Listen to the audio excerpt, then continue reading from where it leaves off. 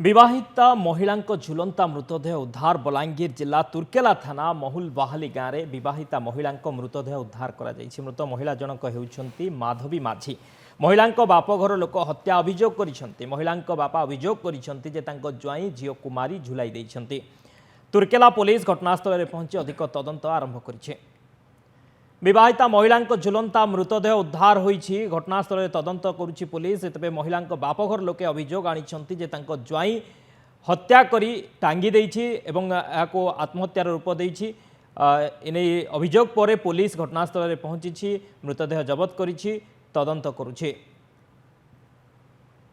आज राति आगे फोन से उचकी देछन से माने आरो एटा किछि नि करा बोलछन आर कहछन से हिसाब ने मुई एटा संदेह कर थाना रिपोर्ट कर छाया। थाना बोले आसले न? हां आसले न आया आरो इनक्वायरी करू छन हम इनक्वायरी सेटा के ने दंड दिया जाय आज्ञा।